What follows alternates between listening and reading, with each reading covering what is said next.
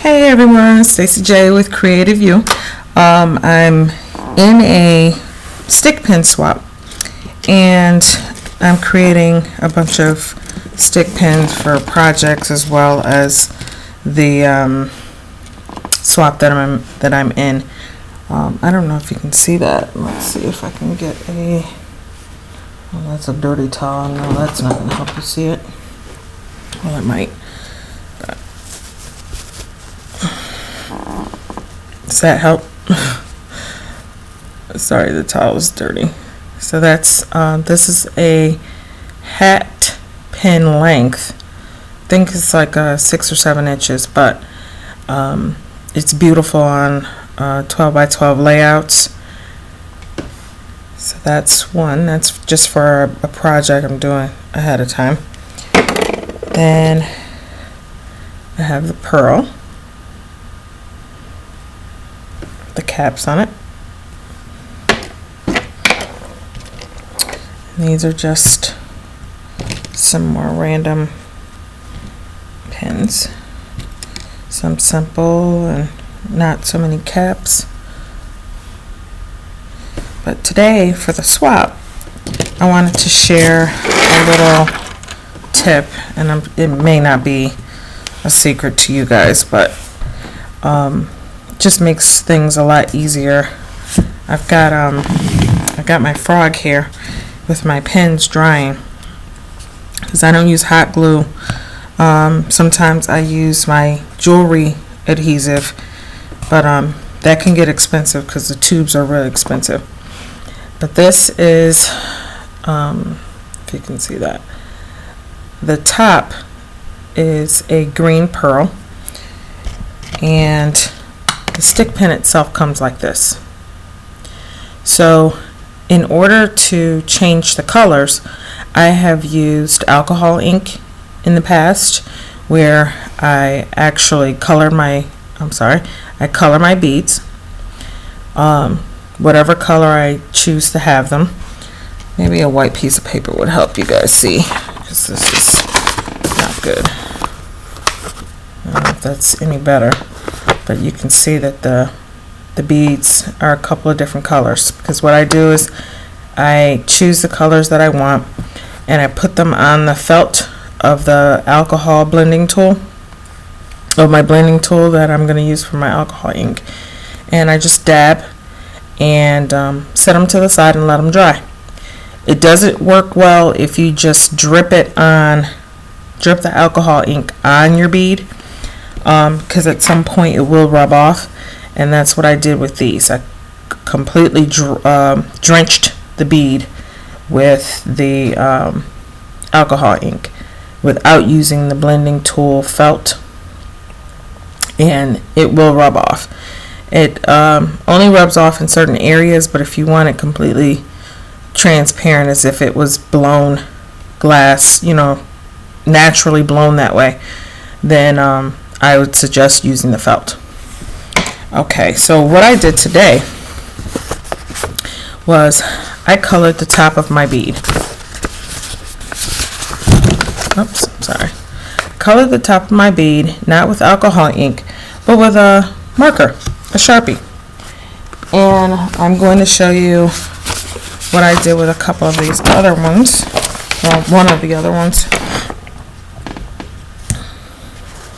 This one is a bead cap, and the bead cap was actually like a bronze color. They come beautiful colors, not colors, beautiful metals.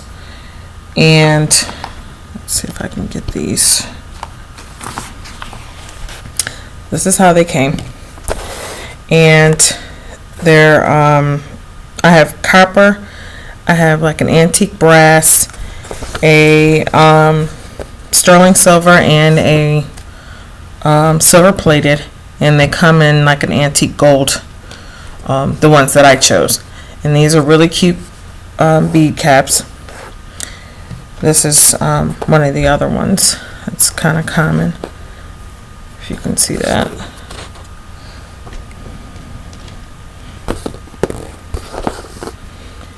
So These are the ones that I used. The silver ones here are the ones that I used on this particular stick pin. And on this one, I used my copper bead caps. But of course, I don't always have the colors that would work well, because for jewelry, I don't typically color the metal findings or anything like that. I use whatever natural metals I can find that won't tarnish and what have you. So I used my Sharpie to color my bead cap. So on here, I'll show you. This is one of the brush type Sharpies. They come in a variety of colors. These are bright colors. The colors for the swap are actually in like Easter and spring colors. And because this pink lends itself to that, they wanted pastels, but it also is a nice contrast to the soft pink beads, soft pink pearls that I used on here. So that's all I did. Colored all the edges.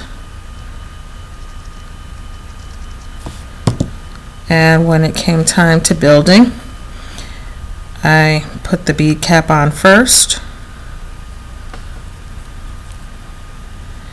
Added my larger bead. I would have to, of course, color another bead cap. Add that, and then I did a layering, a tier effect with my pearls. So I have a large pearl, a medium-sized pearl, a small pearl, and then an extra small pearl. And because some of these pearls are not necessarily the same exact color, like this very tiny pearl down here is an actual white. This is an off-white, and these are a pastel, very pale pink. So I used my Copic marker in that rose pink color, and it doesn't quite grab as fast as your Sharpie, but all you have to do is keep going around the bead a couple of different times, and the color does eventually grab onto your pearl. Now I have Copics and Sharpies, and of course some other water-based markers. I do have some permanent markers as well, some other permanent markers, but they don't have the brush tips. So I'm not sure what other alcohol ink markers that are out there that you guys are using. The Spectrum Noir, I believe are alcohol ink. I don't use those, but you probably can color your beads, your crystals, and your metal findings with those as well. So that is my tip for today. Another thing I do, I got one of these small beading boards from Joann's, and I just lay my beads out on here. It helps with the placement. Of course I use this for jewelry, but they have the much larger ones. This is a smaller version, makes it a lot easier when you're working with things of this size. And use a coupon. That's what I do. All right, ladies and gents, thanks for watching, and happy creating.